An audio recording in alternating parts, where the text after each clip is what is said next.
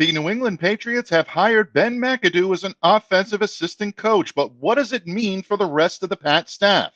We're going to take an insider's look, so stick around. You're about to be locked in to the Locked On Patriots podcast. You are Locked On Patriots, your daily New England Patriots podcast, part of the Locked On Podcast Network, your team every day.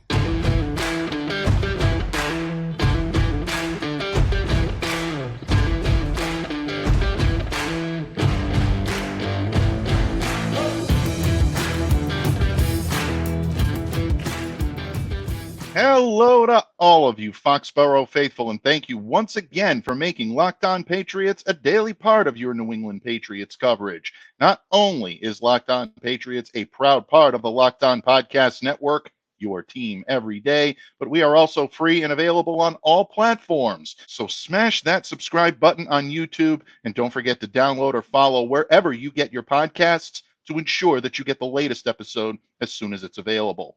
I'm your host, Mike Debate. I cover your New England Patriots for Patriots Country of Fan Nation, so please reach out to me and let me know what's on your mind on X at MDABATENFL. And while you're out there showing some love to Locked On Patriots, please be sure to follow our account there as well at LO_Patriots.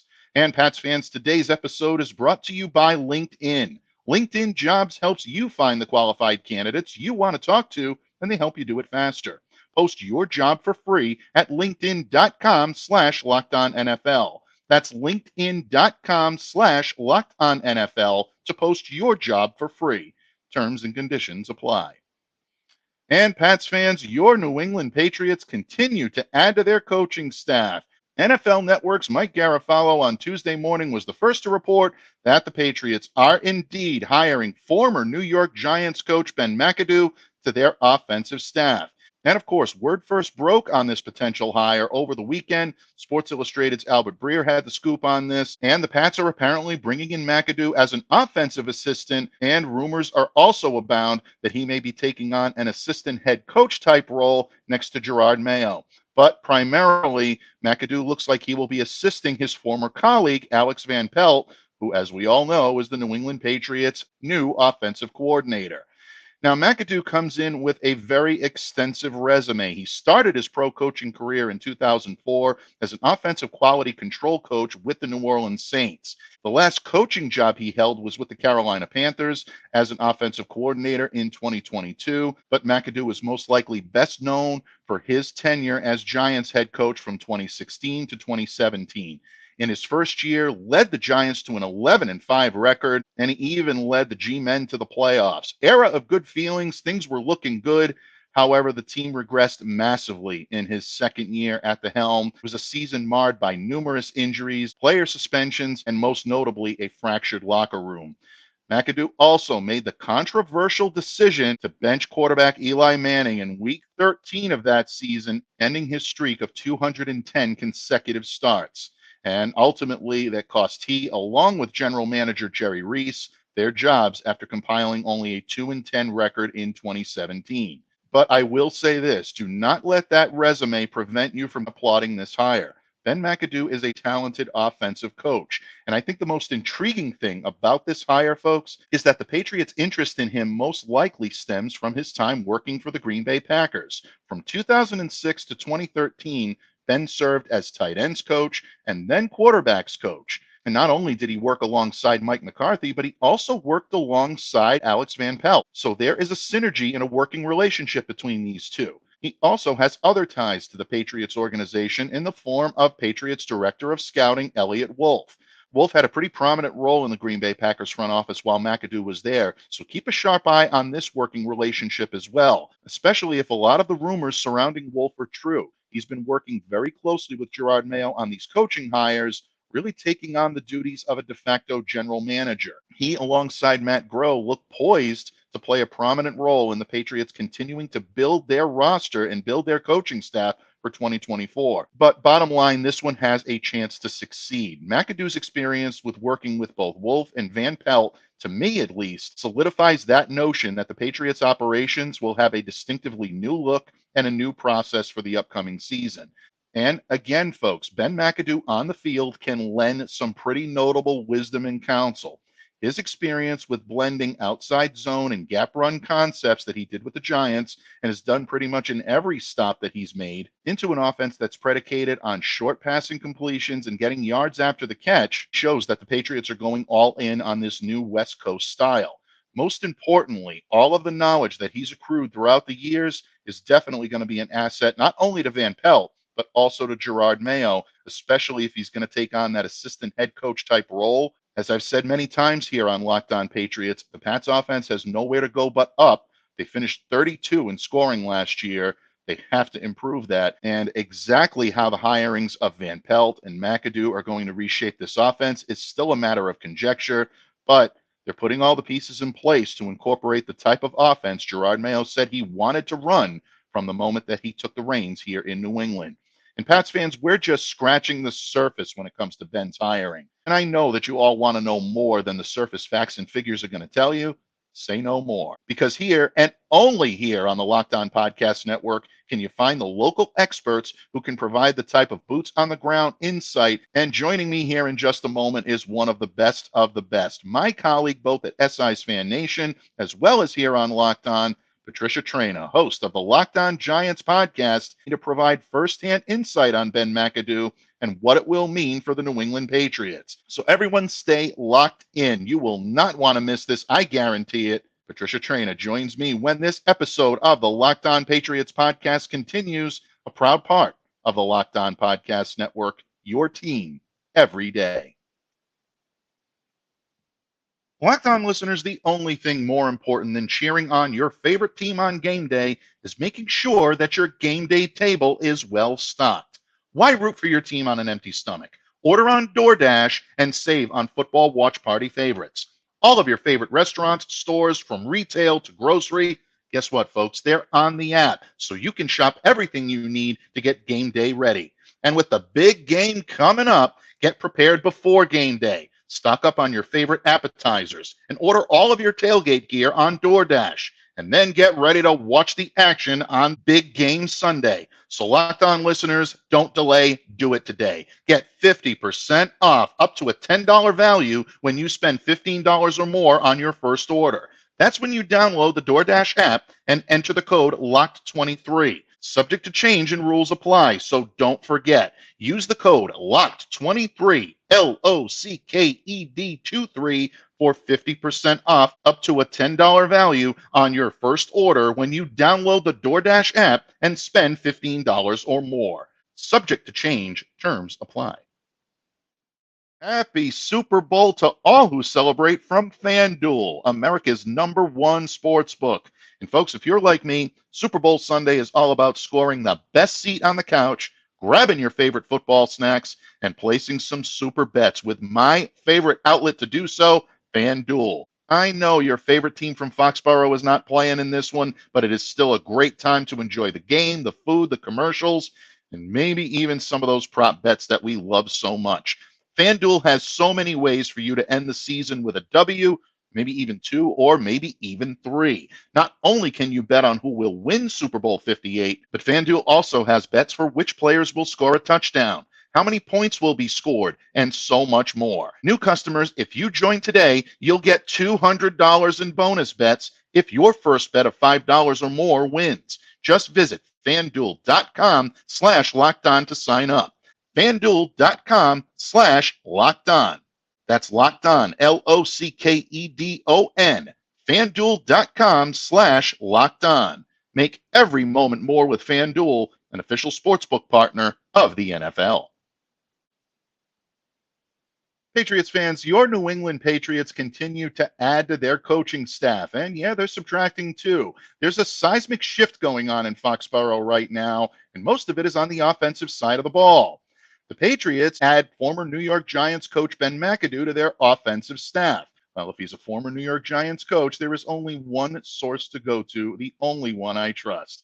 My good friend and colleague, the publisher and beat writer for Giants Country of Fan Nation of Sports Illustrated, as well as the host of one of my very favorite podcasts, Locked On Giants, or Locked On NYG if you prefer. My good friend and colleague, Patricia Traina, joins me today. Patricia, thank you so much for lending your wisdom and counsel. My pleasure. Always. Anything you need, you know where to reach me. Absolutely. And we really are lucky here on the Locked On Podcast Network. Jeff Lloyd, host of Locked On Browns, joined me over the weekend to talk a little bit about Alex Van Pelt. When you can get one of your colleagues out of bed on a Sunday morning to come and join you on a Locked On airwave and be able to talk about a coach that is taking a new job somewhere else, you really know that you're blessed to work with some great colleagues. And I truly am here on Locked On. And Patricia is right up at the top of that list. We've been friends and colleagues for a long time, and hopefully that will continue for the foreseeable future and beyond. But Patricia, the Patriots right now are adding to their coaching staff, and Ben's name came up in a report by Albert Breer of Sports Illustrated over the weekend. Obviously, there is a Giants pedigree here. Yes, the last job that he held was the Carolina Panthers offensive coordinator in 2022, but he is best known for his brief yet eventful tenure, as I like to call it, as Giants head coach from 2016 to 2017. Patricia, one thing that the Patriots are doing right now is they're trying to incorporate and move in a new direction on offense, running more of that West Coast type of style that blends the outside zone with the gap runs. You've covered Ben for a couple of years in New York. You know his style. As a coach, what type of impact do you expect Ben McAdoo to have on the Patriots offensive staff? Well, Ben McAdoo is actually a pretty good offensive coordinator. Remember, before he became the Giants head coach, he was the offensive coordinator for a couple of years prior to that, after Kevin Gilbride resigned his position with in the latter part of Tom Coughlin's years. So that being said, the shift to this modified West Coast offense, what we saw a lot of was a lot of the more short passes, more of an emphasis on yards after the catch, more of an emphasis on like you said, the running game. So just a mixture. And what McAdoo tried to do as an offensive coordinator is he moved guys around. There was a lot of shifting. There were some experimenting with moving guys to the outside. For example, Sterling Shepard, they tried him on the outside, just trying to get more out of guys, get more versatility, because he never wanted, it was almost like that old Bill Belichick theory of, I'm going to keep you guessing. So I'm going to move guys around. I'm going to play chess while you're playing checkers and see if I can get the best matchups. And for a while there, it actually worked for the Giants. The Giants, the offense wasn't that bad. It actually improved from the latter years of the Kevin Gilbride era to the transition to the McAdoo era. I think where Ben, though, went wrong was, as a head coach, I'm speaking, is he had only worked with one really head coach his entire career, and that was Mike McCarthy, who's now the head coach in Dallas, as we know. McCarthy and McAdoo worked together on the Green Bay staff. And before that, I think they were together in San Francisco, and if I'm not mistaken, also in New Orleans. So Ben McAdoo only knew one way. And that's the danger when you hire, a coach like that, is if he only knows one way, what happens if you can't run that one way? How do you get out of that problem if you hit that problem? And he wasn't able to do that. So, I think it benefited him by getting away from that McCarthy way and going, he was with Matt Rule, I think, for a year in Carolina. And just, I know he was a consultant down in Dallas, and I think he was down in Jacksonville, if I'm not mistaken, as well. Mm-hmm. So just getting some additional insight into how others do stuff, offensively, as administratively, as a coach, I think that's going to help Ben McAdoo if he does land with another team. But I'm glad that you mentioned adversity and overcoming adversity and maybe learning from some of the stops that he's made after his tenure in New York. One of the things that Ben McAdoo is always going to be remembered for as a coach, for better or for worse, was the decision to end the 210 consecutive start streak of Eli Manning. Now, folks, whether you agree with the decision or not, or whether you agree with how it was handled leading up to it in the aftermath, Ben was right in the middle of it. And that 2-10 record is sort of tied to his decision to bench Eli Manning. Now, was it the only reason why he went 2-10 in those years? Absolutely not. But that is always going to be a part of his legacy. I'm not necessarily going to ask you to assign blame pie for that, Patricia, because I know that's water under the bridge for a lot of Giants fans. But that type of decision, that type of stress as a head coach, it stays with you. And a lot of people in an authoritative position have always gone back to difficult times, times of adversity, and said that it was those times that really tried their souls. It was those times that really brought out either the best or the worst in them and really served as learning experiences. Word has it that not only will he be assisting Alex Van Pelt with the offense, but also acting as assistant head coach. I like to say, and I open today's show by saying the consigliere to Jerod Mayo. If in fact that is going to be his position and he's going to hold those roles, do you think that his involvement in a decision of that magnitude could help to strengthen his ability as an advisor for this team? I would hope so. I would hope he learned from that. I mean, when that decision was made, and again, whether you agreed with it or didn't agree with it, it was just how it went down. And it was almost, kind of underhanded in a way. It was Mm, almost like he wasn't transparent enough because, ownership thought he was going to do one thing and that one thing was, play Davis Webb, find out what you've got in the younger quarterbacks. And then, oh, look, we're going to Geno Smith where there was 4 years of film on him. mm, So, I think where McAdoo kind of went wrong, besides, that decision and how he went about it, is after that decision was made and it created such an outrage, not just amongst the fan base, but amongst the Giants community and the media because of, again, how it was handled. McAdoo tried to walk it back and kept trying to defend it and justify it. And that right there was a crack in his demeanor, if you will, because when you're mhm. in a high profile position and you're going to make a controversial decision, you better have the conviction to stay with it. Excuse me. If you're going to waffle and walk it back and try to defend it, guess what? People are going to maybe perceive that as a sign of, okay, maybe he's not so sure. Maybe he's not as strong of a leader as we think he is. And I Mhm. think that helped, I mean, there were other things that led to McAdoo's in-season firing, the first in-season firing that the Giants had of a head coach since 1976 when they dumped John McVay. But that was not a good look for him. So I would hope that, he's learned from that. Once you make a decision, stick with it. If you are that convinced that, decision A is the way to go, don't waffle. Don't walk it back. Don't try to defend it. Just say, this is the decision I've made. This is in the best interest of, team A or whatever team you're working for. And that's the end of the story. I'm so glad that you mentioned that because, especially as a rookie head coach, Jerod Mayo was well aware that he doesn't have the most experience in any of all the guys in the room that he's going to be working with. And I think he's going to use that to his advantage, especially early on. He's got a great way of communicating with his teammates, with his fellow coaches. But that insight of guys like McAdoo or guys like Van Pelt, I think is going to be such an important part of growing this staff because they're going to be the elder statesman. He's got a young defensive coordinator in DeMarcus Covington. He's got a young special teams coordinator in Jeremy Springer. So, the Pats are going to need those voices in the room. And it's good to know that that type of battle test on Ben McAdoo could end up serving him well. Patricia, obviously, when it comes to Ben McAdoo, you have a great deal of insight. You covered him. You see things us mere mortals don't see, I like to say here on Locked On Patriots. Perhaps more of an insider's eye than you'll find anywhere else, folks, other than right here on the Locked On Podcast Network with the local experts always at the ready to lend their wisdom and counsel. So I'm going to put you on the hot seat. I'm going to ask you for your wisdom, your insight.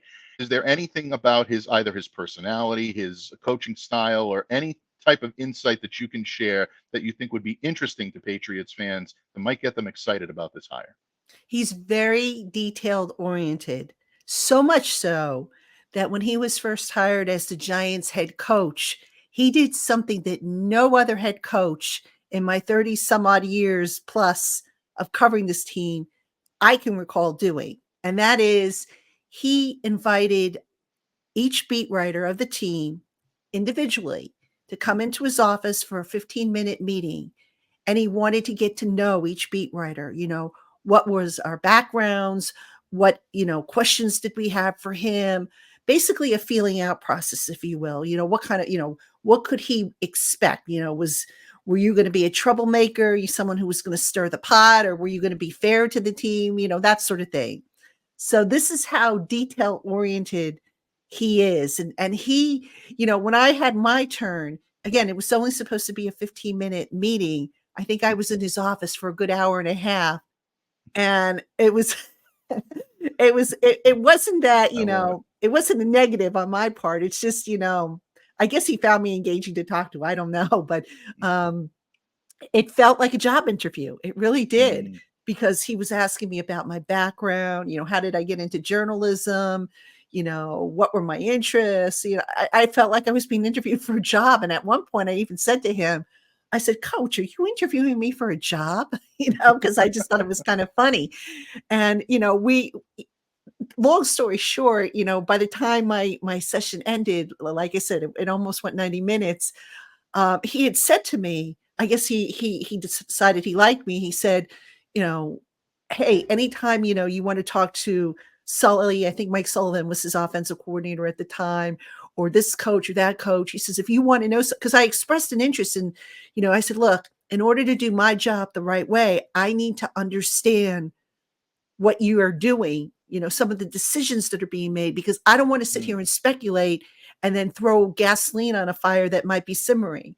So he basically said to me, anytime you want to know something, go to PR, tell them, he says, I'm going to tell them if you come to them, that they should put you through to whoever you need. And for me, it was a good relationship. We had a good working relationship. He was always respectful to me. You know how sometimes coaches can be snarky with the media when you ask them a question and they don't like it or they don't want to answer it. I never yeah. had that problem with him. Mm, Um, I did think that, in year 2 of his tenure as head coach, kind of went off the rails a little bit. I always remember the Frazier the Lion story, which was hilarious. Google Frazier the Lion, folks, and you'll see what that's all about. But yeah, and then he just gradually began to lose the locker room, mm, with players. And I remember talking to former players. He didn't want former players around because he felt that, okay, the history is it. We're going to start forming our own history. mm, And he really wasn't big on, having former players around. And I think there's a value to having former players come in every so often absolutely. for the new generation, especially, when you talk about the Giants, a lot of the players on the roster never saw Lawrence Taylor play. So how Mm, cool would it be if Lawrence Taylor came in and talked to you? You know what I'm saying? true. Yep. So, McAdoo was all about setting new memories, new, milestones and everything. And I get that, but along the way, I just feel like he lost control of things. You mentioned at the top of the segment, that the suspensions, the locker room splintered. I mean, you had guys calling each other cancers. It was just a Mm, mess. And it just became apparent that Ben had no answers for that. And I'd like to think he has matured and he has learned from those mistakes. He's still confident. He's still a confident guy. And, I do think he could be I do think he's a good X's and O's guys, but it was the intangibles that were missing. mm. And that's what kind of doomed him, I think, during his time with the Giants.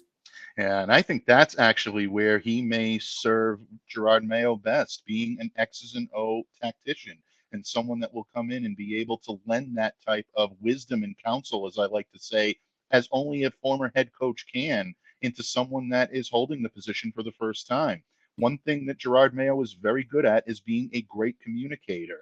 You hear all the time from his former teammates, from guys that have played under him, that he is so good at being able to explain things to them in a way that they understand it, being able to reach across the lines of media, being able to reach across the lines of player and coach, and be able to meld everyone together and bring them together with great communication skills and great people skills. Jerod Mayo is very good at that. So maybe Ben coming in here, a little of that'll rub off on Ben, a little of his X's and O tactician skills will rub off on Jerod, and maybe it is going to be a very good hire for the New England Patriots. But just remember, folks, you got all the insight you need on Ben McAdoo, and you got it here first on Locked On Patriots, thanks to my good friend and colleague, Patricia Traina. Folks, if you are not a subscriber of Patty's podcast, Locked On Giants or Locked On NYG, folks, don't delay. Do it today. I guarantee you, you will be a more informed football fan. It's one of the best listens out there, not only on this great network, but also all over NFL podcasting. Definitely do that today. And you can catch all of her great written work as well at Giants Country, a fan nation of Sports Illustrated. Patricia, what can I say? Thanks so much for joining me today. Hope it's not the last time we cross the stream before the 2024 season, my friend. I'm sure we'll be talking again. Who knows? Maybe we'll have some joint practices in the summer. Who knows? That could be a possibility. There's always the annual, I think at least it's going to come back, the Giants Patriots preseason game. So I'm sure we will cross paths again. Absolutely. Thank you so much for joining me today, Patricia. My pleasure, my friend. Locked On listeners, passion, drive, and patience is what brings home that winning trophy. You know what? It's also what keeps your ride or die alive. Our good friends over at eBay Motors have everything you need to maintain your vehicle and level it up to peak performance. From superchargers to roof racks to exhaust kits, LED headlights, and so much more. Whether you're into speed, power, or style, eBay Motors has got you covered. With over 122 million parts for your number one ride or die, you'll always find exactly what you're looking for. And with eBay Guaranteed Fit, your part is guaranteed to fit your ride every time or your money back. Because with eBay Motors, you're burning rubber and not cash. With all the parts you need at the prices you want, it's easy to turn your car into the MVP and bring home that win. Keep your ride or die alive at ebaymotors.com. Eligible items only. Exclusions apply. eBay Guaranteed Fit only available to U.S. customers. Listen up, all you Locked On Patriots listeners out there. At the start of the new year, every small business owner is asking themselves the same question. What's the one move I can make that'll take my business to the next level in 2024? LinkedIn Jobs knows that your success all depends on the team you surround yourself with.